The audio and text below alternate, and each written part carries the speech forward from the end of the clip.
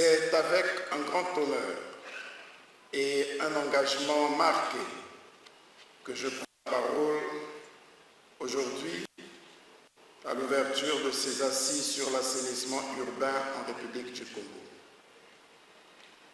Cette rencontre revêt une importance capitale en ce qu'elle s'inscrit dans notre démarche collective visant à améliorer la qualité de vie de nos concitoyens, à protéger notre environnement et à bâtir un avenir où nos villes seront des espaces dignes, salubres et prospères. La question de l'assainissement urbain est d'autant plus préoccupante que selon la Banque mondiale, quelques 3,5 milliards de personnes dans le monde restent privées d'assainissement sûr. Près de 8% de la population mondiale pratique la défécation à l'air libre. En dépit de progrès remarquables, avec l'accès à des toilettes et des latrines pour plus de 2,4 milliards de personnes entre 2000 et 2020, l'objectif pour le développement relatif à l'assainissement était l'un des moins susceptibles d'être atteint. Aujourd'hui, 1,7 milliard de personnes ne disposent toujours pas des services les plus élémentaires. Toujours selon le même rapport, près de la moitié d'entre elles vivent en Afrique subsaharienne. Pour atteindre la cible des EMD, il aurait fallu élargir l'accès à des services d'assainissement à près de 700 millions de personnes de plus. Au regard de ces données inquiétantes, on peut comprendre à quel point l'assainissement urbain constitue un des défis majeurs de notre temps. Les villes se trouvent aujourd'hui confrontées à des difficultés liées à leur extension anarchique et à une démographie galopante.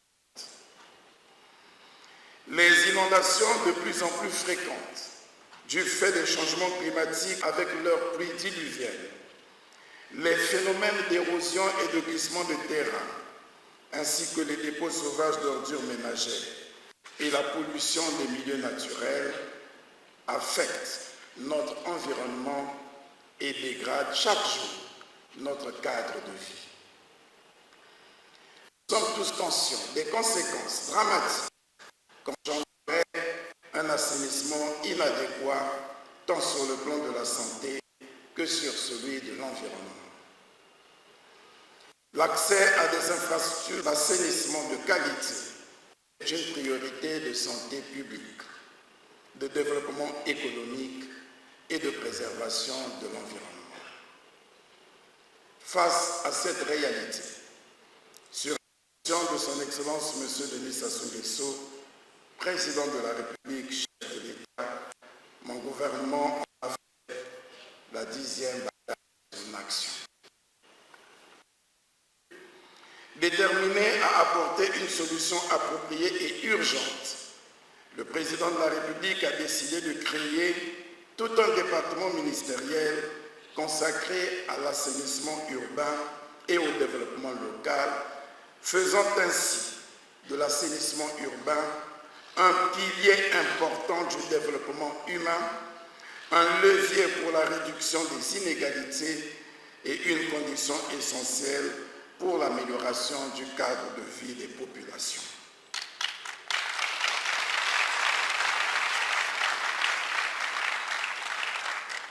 La campagne d'afforestation et de reboisement et le planting d'arbres lancé par son Excellence Monsieur le Président de la République le 6 novembre 2024 obéit, s'il en était besoin encore de le dire, à la même ambition de rendre nos villes plus vertes, plus résilientes et plus attractives.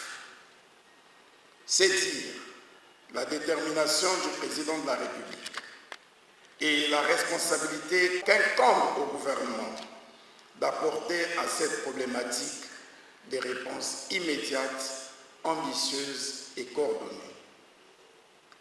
C'est ici le lieu de remercier très sincèrement nos partenaires bilatéraux et multilatéraux, techniques et financiers, pour leur soutien constant. Leur engagement, leur expertise et leurs ressources sont des atouts précieux pour la réalisation de nos ambitions. À titre d'illustration, les projets d'assainissement mis en œuvre avec l'appui de l'Agence de développement concernant les villes de Brazzaville et Pointe-Noire vont démarrer sous peu. Il en est ainsi des travaux relatifs à l'assainissement de Brazzaville. Le président de la République a instruit le gouvernement pour que soit rendu disponible dans un compte séquestre à la Banque centrale la ressource nécessaire à l'indemnisation des expropriés pour la libération des emprises. L'appel d'offres est lancé et le début prévisionnel des travaux est envisagé pour juillet 2025.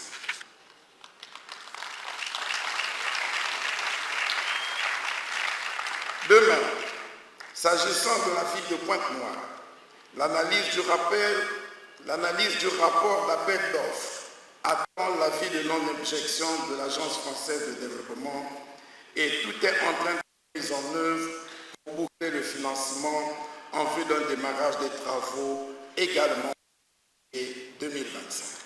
Le projet Ville résiliente, fruit de la coopération avec l'Union européenne, se poursuit à la grande satisfaction de nos populations.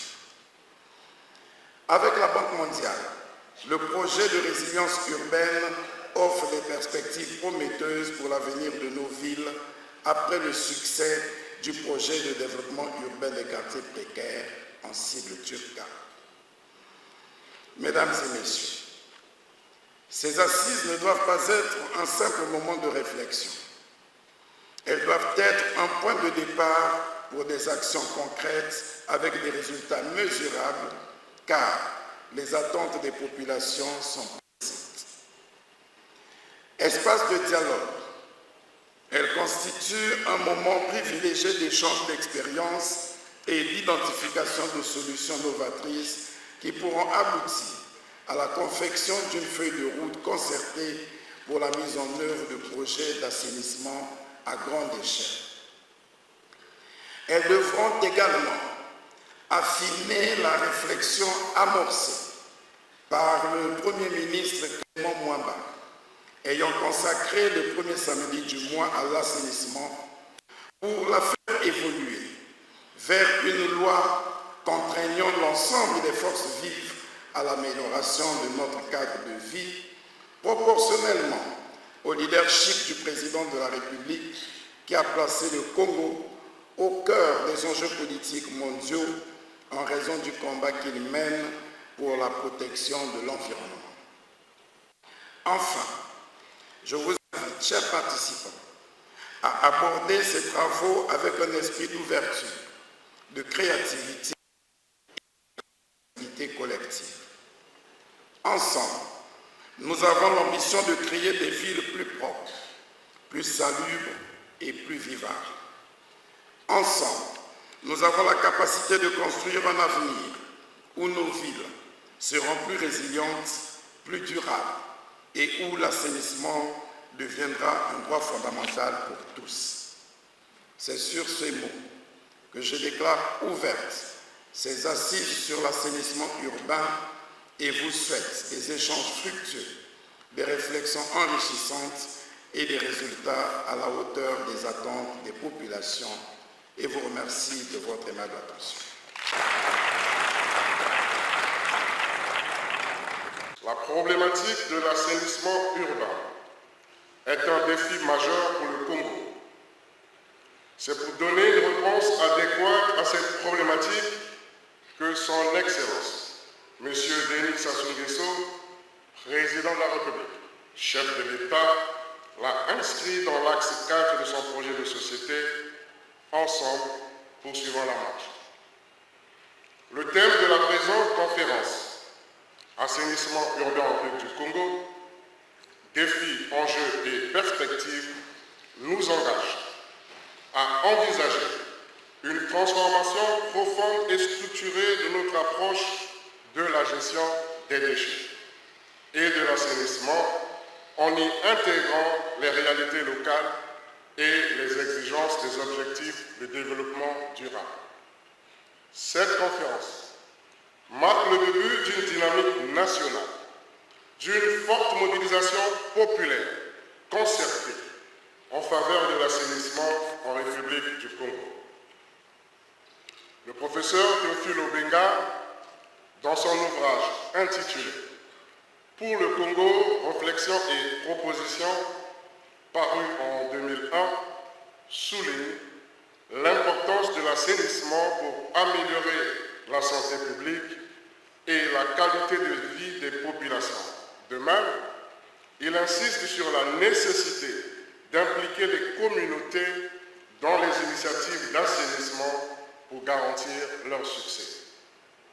Dans la même perspective, et hors de nos frontières, l'académicien et homme politique français Charles-Louis de Fressigny, dans son traité d'assainissement industriel et les principes de l'assainissement des villes, publié en 1870, soulignait la corrélation entre l'amélioration des conditions d'hygiène en milieu urbain et l'état de santé des populations. En somme, la propreté en milieu urbain est un gage pour l'état de santé de la population.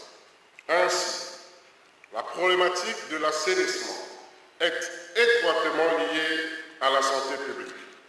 En conjuguant vision stratégique, innovation technologique et engagement communautaire, nous pouvons transformer ces défis en opportunités. Oui, en opportunités pour la santé publique, pour les divers métiers et emplois verts. Ensemble, faisons du Congo un modèle d'assainissement durable, un legs pour les générations futures. Monsieur le Premier ministre, chef du gouvernement, distingués invités, mesdames et messieurs, je voudrais exprimer ma sincère gratitude au Premier ministre, chef du gouvernement, Monsieur Anatole Polini Makosso, dont la présence ce jour aux côtés des participants témoigne clairement de la volonté et du soutien qu'il affiche sans cesse aux enjeux de l'action publique dans le secteur de l'assainissement et de l'amélioration de notre cadre de vie.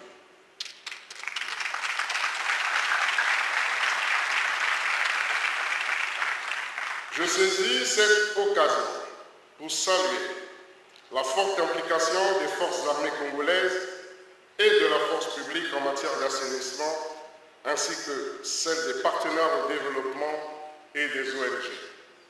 Par ailleurs, je tiens à préciser que l'assainissement urbain ne peut se faire efficacement sans l'implication des populations, en particulier dans la gestion des infrastructures, des déchets et la sensibilisation aux bonnes pratiques. Nous vivons une époque où nos villes, moteurs de la croissance économique, sont également des lieux où se concentrent les défis les plus pressants en matière d'assainissement. Parmi ces défis clés, nous pouvons citer l'état de nos quartiers et villes, l'état des marchés domaniaux, l'insuffisance des infrastructures adaptées, à savoir le manque de systèmes structurés pour la collecte, le tri et le traitement des déchets, la gestion non contrôlée des déchets qui contribuent à la pollution des sols, de l'eau et de l'air, notamment avec la prolifération des décharges à ciel ouvert, la mobilisation des ressources financières. Pour relever ces défis, nous allons, ensemble, dans une communion patriotique, proposer un plan d'action structuré et ambitieux. Ce plan d'action peut s'articuler autour de la mise en œuvre des campagnes de sensibilisation à grande échelle, d'une économie circulaire à travers la transformation et la valorisation des déchets et des objectifs de développement durable ODD, du développement des mécanismes de financement innovants, de la construction des centres de tri et de recyclage, de la promotion des technologies propres telles que la biométhanisation et la pyrolyse des déchets plastiques, de l'amélioration de nos voiries par le pavage de toutes les rues, de la création des villes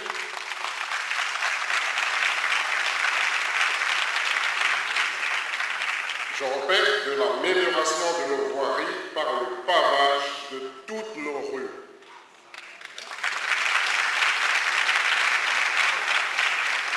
De la création des villes intelligentes, zéro déchet.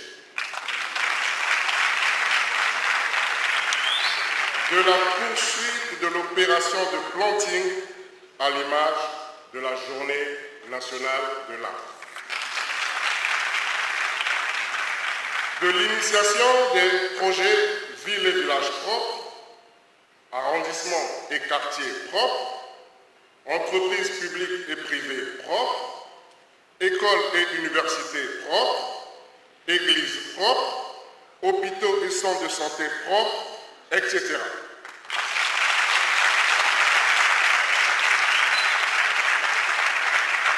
Enfin, avec le concours de tous, le défi de l'assainissement durable, intelligent, est bel et bien à notre portée. Je vous remercie.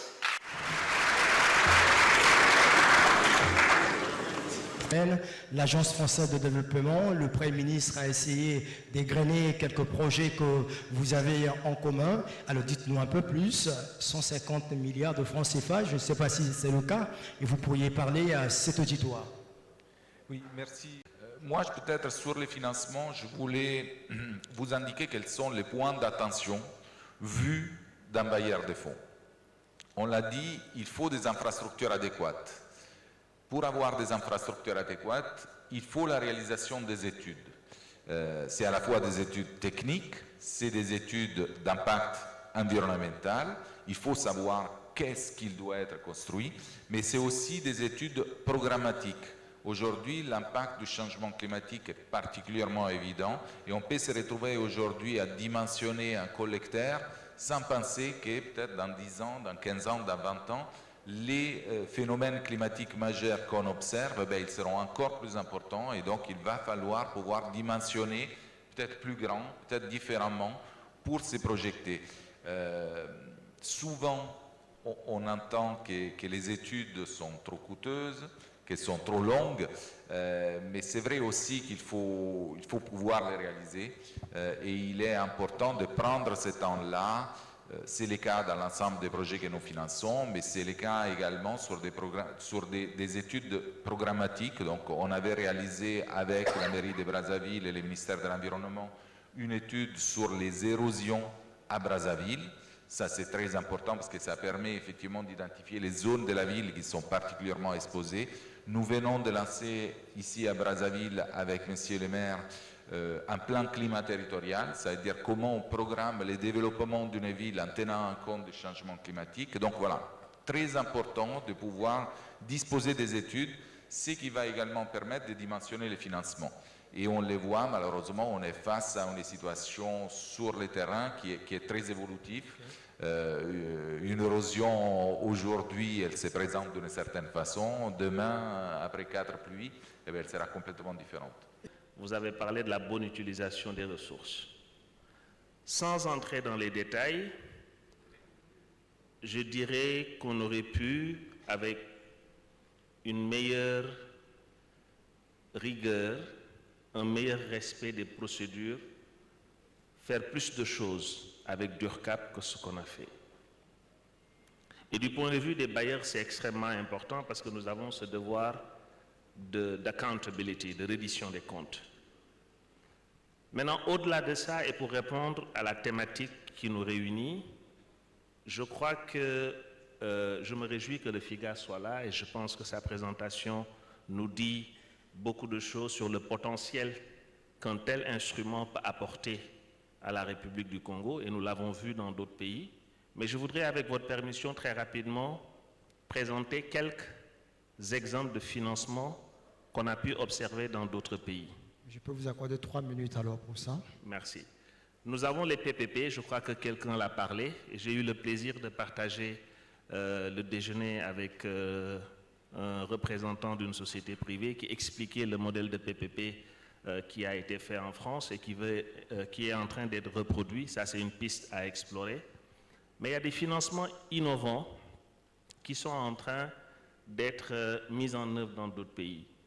Par exemple, vous avez aujourd'hui des financements qui utilisent les retombées, qui utilisent les effets, je ne sais pas comment on le dit en français, les effets des gaz, émissions de gaz, effets de serre, pour les traduire en financement et les mobiliser, en fait, pour le pays. Dans le cas du Congo, comme vous le savez, il y a toute une discussion qui dure depuis des années sur le fonds bleu, et je pense que c'est quelque chose qu'on peut explorer pour voir comment est-ce qu'on peut tirer des financements à partir d'un mécanisme de ce genre-là. Mettre en place également des mécanismes qui permettent au secteur privé, de manière intégrale, à gérer en fait l'assainissement, sans en faire une affaire du secteur public. Je pense que quelqu'un l'a parlé, et il y a des exemples au Rwanda, au Sénégal, dans d'autres pays en Asie, qui montrent que c'est possible. Et je pense que c'est vers ça qu'il faut aller. Pour terminer, concernant la Banque mondiale, nous avons tout un département, le département qui est en charge des questions urbaines et rurales. C'est à travers ce département-là que ce projet d'URCAB a été financé. Mais nous avons également la SFI, la Société financière internationale, International Finance Corporation, qui peut directement travailler avec le secteur privé pour explorer ces situations-là. Et AFC, depuis 2 ans, est en train de s'installer au Congo avec une représentation au sein de la Banque mondiale. Voici également une piste qui pourrait être explorée. Et enfin, voir par des mécanismes participatifs, je crois que c'est l'objet du panel, le dernier panel qui va nous réunir, comment également, à travers les communautés locales, on peut mobiliser ces ressources-là. Mais je terminerai vraiment en insistant sur la définition d'une stratégie financière à long terme. Et également, une des choses qu'on oublie quand on parle de financement, surtout du financement public, parce que tout part de là, c'est que la part de l'assainissement qui est dans le budget, qui est alloué dans le budget national, reste extrêmement faible. Parce qu'il compétit avec d'autres besoins qui sont considérés comme des besoins prioritaires. La santé, l'éducation, etc., pour ne citer que ça. Donc il faut vraiment aussi repartir au niveau des finances publiques, faire le plaidoyer auprès du ministère des Finances publiques pour que l'allocation budgétaire qui se fait chaque année lors des conférences budgétaires pour le secteur de l'assainissement soit, dans la mesure du possible, augmentée. Il y a plusieurs acteurs qui interviennent et il faut commencer un peu par la base. En amont, c'est la population locale, c'est en fait le recyclage, faire en sorte que en fait, le coût de ramassage est réduit parce qu'il y a un triage, etc. Et ça, c'est quand même très important qu'il y a la sensibilisation. Donc, je pense que si on parle de financement de l'assainissement, il y a cet aspect qui doit être pris en compte, la sensibilisation. Les infrastructures qui coûtent en effet très cher, que c'est quand même important qu'il y ait des infrastructures de base. Il y a aussi tout le coût de l'entretien et de la maintenance qui doit être pris en compte et le fonctionnement, bien sûr. Hein. Donc il y a les salariés, les agents municipaux, etc. qu'il faut budgétiser. Je pense que nous, dans les 2 villes, nous sommes en train d'appuyer ces 2 collectivités aussi à travers un outil de planification urbaine, un plan local d'urbanisme qui devrait clarifier les priorités en matière de l'assainissement, aussi les budgétiser dans le temps sur les 5 ans pour que le budget puisse en effet prioriser et être identifié par rapport aux activités et aux résultats préalablement identifiés. Donc, c'est un peu une notion aussi budget-programme que je pense qu'il est essentiel pour vraiment suivre le progrès et réaliser des choses assez tangibles. Je pense que rapidement, nous sommes en train d'appuyer aussi les deux collectivités sur la mobilisation des ressources internes, bien sûr, hein, donc l'assiette fiscale, de voir comment la collectivité puisse mobiliser des fonds au niveau local et aussi de réfléchir sur un module de formation en matière de la mobilisation des ressources externes, notamment la coopération décentralisée, par exemple, parce qu'en effet, l'assainissement, c'est quelque chose de mondial. Et j'ai même travaillé dans une commune en Belgique où une grande partie, un grand budget est alloué sur l'assainissement, sur comment trier, etc. Donc je pense que dans le domaine de l'assainissement, le partage d'expériences, par exemple à travers la coopération décentralisée, ça peut être bien intéressant en fait. L'assainissement, c'est d'abord une chaîne de valeur. Si le gouvernement prenait par exemple l'engagement de faire en sorte que tout ce qui peut être fait par le privé, il ne s'en occupe pas. Je prends par exemple la partie précollecte des déchets. Est-ce que ce n'est pas possible? Aujourd'hui, ça se fait. J'ai chez moi personnellement un petit qui passe récupérer les ordures 2 fois par semaine et à la fin du mois, je le paye à 2500 francs CFA. Ça se passe presque dans beaucoup de quartiers de Brazzaville. Ce qui veut dire, la précollecte, c'est un business à part entière. Donc ça ne sert à rien, par exemple, au niveau du gouvernement, qu'on mette en place un dispositif d'assainissement qui intègre la précollecte parce qu'on peut déjà transférer cette activité à des opérateurs privés. Ça permet donc au gouvernement d'économiser ses ressources pour les réaffecter dans d'autres domaines où on a plus de besoins, où vraiment, c'est-à-dire l'appui qui viendrait des pouvoirs publics est vraiment nécessaire. En dehors de ça, il y a d'autres niches qu'on peut prospecter. 2025, c'est une année que nous appelons de tous nos voeux partagés avec le gouvernement de concrétisation. Donc ce matin, les premiers ministres chefs du gouvernement ont annoncé un lancement qu'on espère rapide des travaux à Pointe-Noire. Donc effectivement, il y a une entreprise attributaire qui vient d'être choisie par le ministère des Grands Travaux. Donc on espère que d'ici 2 mois, des travaux démarreront. C'est des travaux assez conséquents dans les centres-villes de Pointe-Noire. Et justement, comme M. le ministre l'a rappelé tout à l'heure, il s'agit de pouvoir remettre de l'or, disons, dans les bassins versants. Donc vous verrez des canaux, des caniveaux qui aujourd'hui sont de 2 mètres, demain ils seront plutôt de 25, 30, 50, 90 mètres. C'est ça les objectifs. Sur Brazzaville également, la problématique spécifique de la rivière Siémé que nous connaissons, là également, il y a un appel d'offres qui est en cours, donc nous espérons que le gouvernement pourra sélectionner une entreprise d'ici l'été pour lancer les travaux, et peut-être ça me permet de rebondir également sur quelque chose que les premiers ministres ont rappelé ce matin, ce sont les aspects sociaux liés à ces travaux.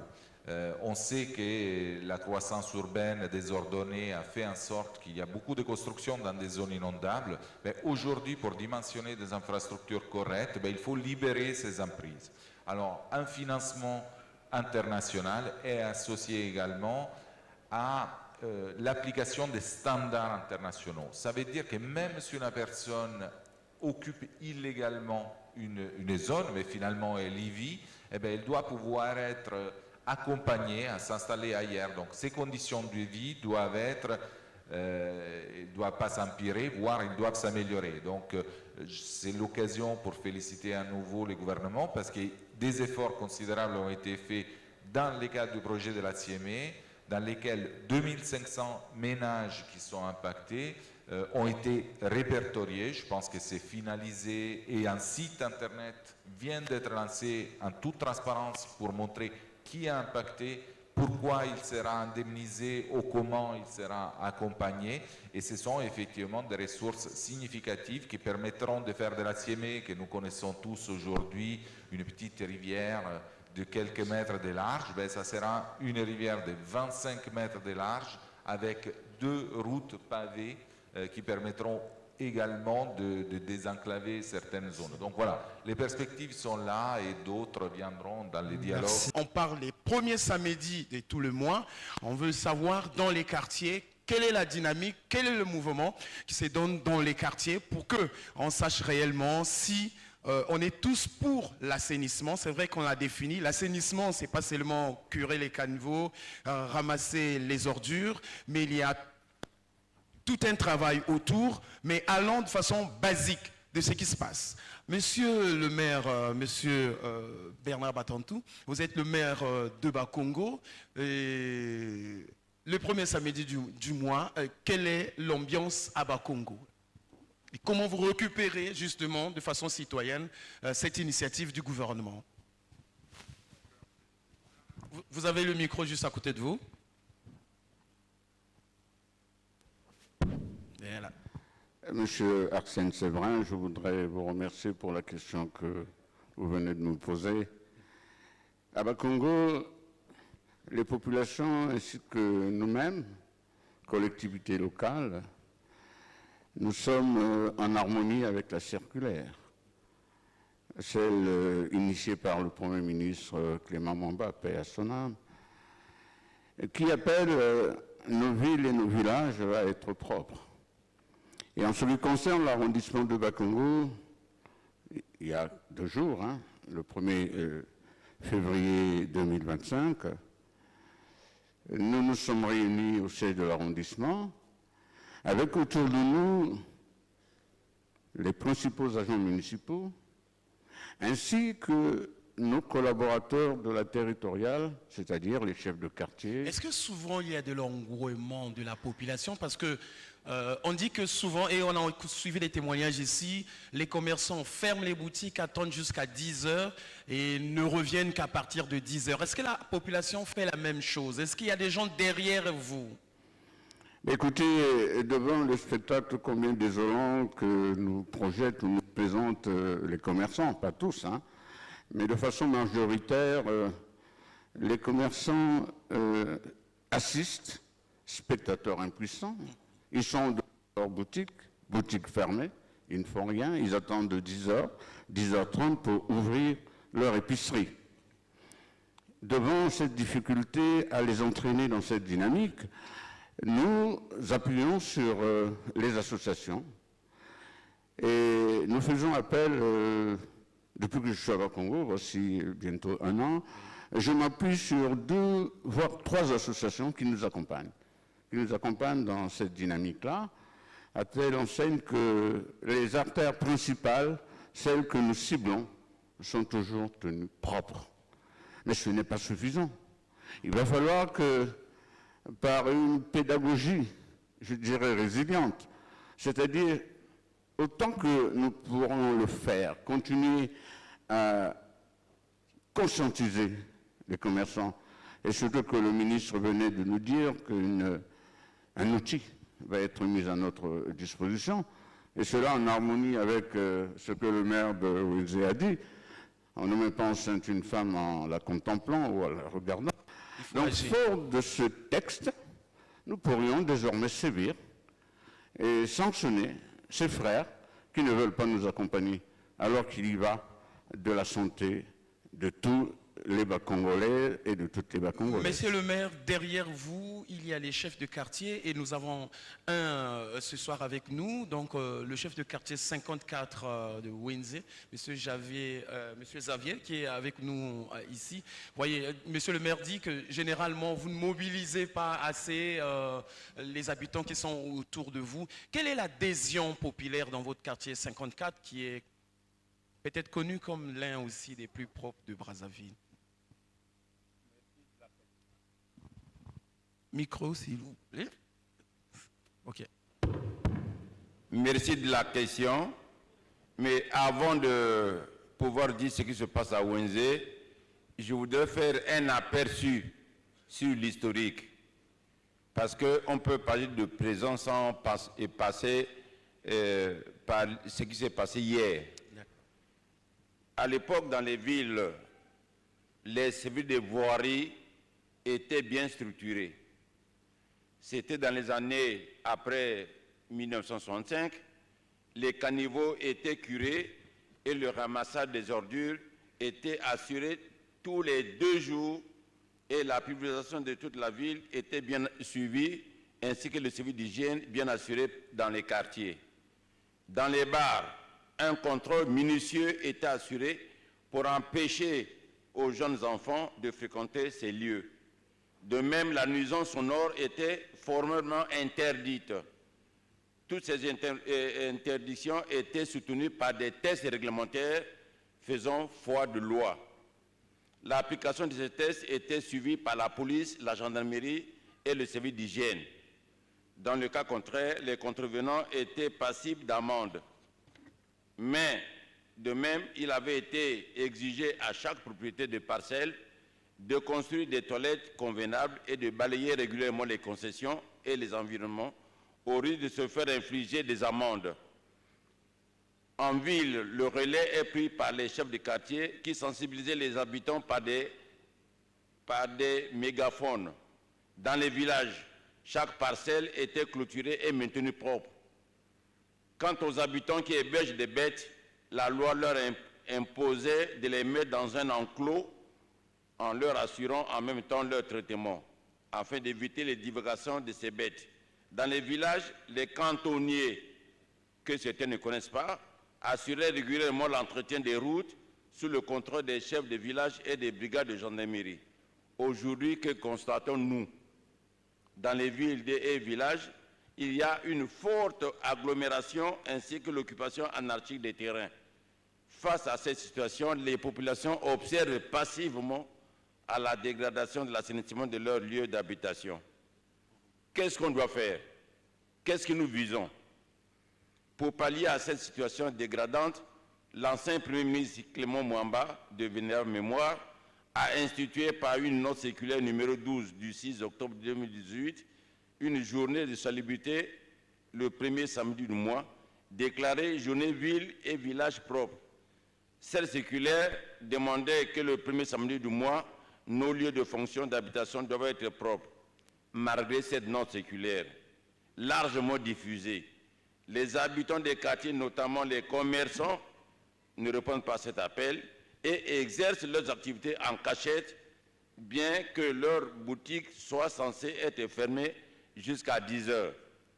Pour expliquer tout ça, avant-hier, le samedi passé, j'ai vu un jeune garçon qui sortait d'une boutique avec un paquet de pain.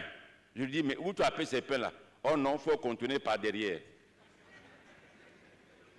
Aujourd'hui, nous constatons un relâchement total des communautés. Face à cette situation, il conviendrait de prendre courageusement des mesures de conscientisation par des campagnes de sensibilisation à tous les niveaux.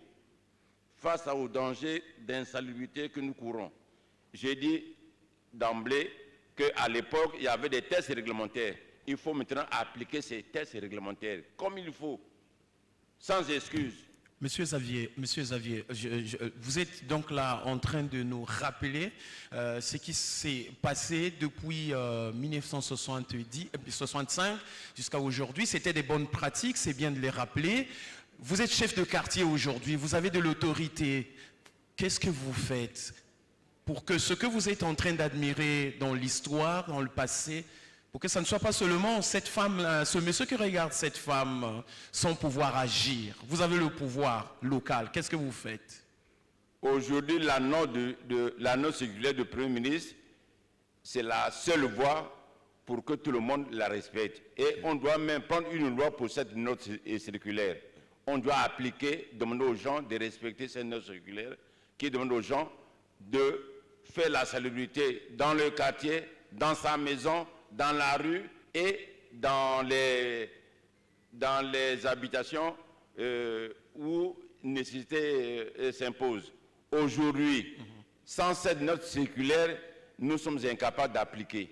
Il faut appliquer cette note circulaire minutieusement et si l'État peut prendre une loi par rapport à cette note circulaire, ça sera une occasion pour nous de l'imposer à tout le monde. D'accord, mais on sait qu'on n'est pas obligé d'enrôler la population parce qu'il y a une loi. Vous avez certainement le pouvoir de dissuader pour qu'ils viennent. Votre quartier, ce n'est pas le plus sale de Brazzaville. Comment vous faites? Quelles sont les petites initiatives que vous prenez chez vous pour que les rues soient propres, les parcelles quand même soient assez vivable. Qu'est-ce que vous faites? Est-ce qu'il y a un petit secret que vous ne pouvez partager? Nous sommes en train de conscientiser les jeunes. Or, les jeunes d'aujourd'hui, ils ne peuvent pas travailler sans argent. Ils vous demandent on boit où? Donc, nos moyens sont limités. Nos moyens étant limités, on continue à conscientiser pour dire qu'il faut éviter des maladies. Et l'autre jour, on a essayé un peu de conscientiser les jeunes du quartier avec l'appel d'une ONG qui est venue nous sensibiliser. On a travaillé, mais les jeunes ont dit s'il n'y a pas d'argent, nous ne venons pas. Il y en a qui sont venus sans argent, mais à la fin, on est obligé de leur donner quelque chose. Mais il faut l'argent pour consolider ces jeunes. Sans argent, ils ne viennent pas. D'accord, monsieur le chef de quartier. On va revenir sur la question de moyens. Major Joël Bikoumou, vous êtes donc l'un des responsables de la confession religieuse Armée du Salut. Vous menez également des activités d'assainissement. Est-ce que vous pouvez nous partager un peu votre expérience? Comment ça se passe chez vous? La meilleure méthode pour nous, c'est la pédagogie, la persuasion, parce que tout simplement, nous suivons les orientations données par les autorités locales, parce que souvent, nous sommes appelés à participer aux activités d'assainissement via les mairies où nous sommes représentés. Et ce que nous faisons, c'est mobiliser l'Église pour que nos fidèles puissent accompagner les actions que les autorités locales voudraient que nous puissions mener. Donc, les samedis, par exemple, dans la ville, les chrétiens que nous avons sont des citoyens, ils sont au marché, ils sont dans tous les secteurs d'activité. Donc, ils participent, mais devant les paroisses, par exemple, ceux qui sont là, les officiers ou les pasteurs et les fidèles s'organisent à mettre la propriété aux alentours. Donc voilà un peu comment est-ce que nous procédons. Mais c'est la pédagogie, c'est la persuasion, parce que tout simplement, je pense que mobiliser les communautés, c'est aussi leur montrer la pertinence de l'assainissement. Parce que, aussi longtemps, c'est ce que monsieur le chef de quartier a dit, les jeunes ne veulent pas travailler sans argent. Peut-être parce qu'ils ne mesurent pas les conséquences d'avoir un milieu qui n'est pas assaini. Et peut-être qu'ils ne considèrent pas qu'ils font partie intégrante du problème. Peut-être que pour eux, le problème concerne l'État, peut-être que le problème concerne les autres. Donc je pense qu'il faut emmener les populations, les jeunes comme les vieux. Ce n'est pas seulement les jeunes. Oui. J'étais à Poto-Poto le samedi dernier, et effectivement, le constat est criard pour les commerçants. J'étais vers la station Africa sur Franceville. Effectivement, les gens ont cessé les activités, mais souvent, ils sont passifs et ils attendent 10 heures pour reprendre leurs activités. Donc je pense qu'il ne faut pas seulement s'arrêter à la sensibilisation, mais il faut penser à la formation. Il faut que les gens aient la bonne information pour que le changement de paradigme dont parlait le ministre puisse avoir lieu. Au terme des travaux de la conférence d'assainissement urbain en République du Congo, défis, enjeux et perspectives, les participants à la conférence ont formulé les recommandations suivantes. Principalement 17 recommandations. Première recommandation, élaborer une politique nationale d'assainissement. Recommandation 2, encourager le gouvernement à procéder en urgence à la recherche des partenaires pour l'assainissement des villes du Congo. 3, planifier une stratégie urgente de mise en œuvre des différents projets en phase de démarrage. 4. Procéder à l'élaboration des textes législatifs et réglementaires régissant le secteur de l'assainissement. 5. Sensibiliser et organiser les communautés sur les questions d'assainissement. 6. Élaborer une cartographie de l'assainissement urbain et rural en République du Congo. 7. Mettre en place un mécanisme de coordination des interventions des partenaires dans le secteur de l'assainissement. 8. Transformer la circulaire numéro 0012/PM-CAB du 6 octobre 2018 du Premier ministre chef du gouvernement instituant chaque premier samedi du mois l'opération Ville, Village et Habitation propre en une loi contraignante. Recommandation 9. Rechercher les financements innovants dans le domaine de l'assainissement. 10. Faciliter l'accès au financement pour les ONG évoluant dans le secteur de l'assainissement. 11. Doter les arrondissements des subventions spéciales d'assainissement pour encourager l'implication communautaire. 12. Instaurer la culture de l'hygiène et de l'assainissement dans les programmes scolaires. 13. Remettre l'instruction civique dans les programmes scolaires. 14. Créer des clubs d'assainissement dans les quartiers au sein des écoles. 15e recommandation. Mettre en place des points de collecte de déchets et d'initiatives locales. 16. Procéder à l'installation des bennes à ordures, facilitant le tri dans chaque quartier. 17. Constituer au sein des communautés des brigades d'assainissement. Faites à Brazzaville le 3 février 2025, les participants à la conférence.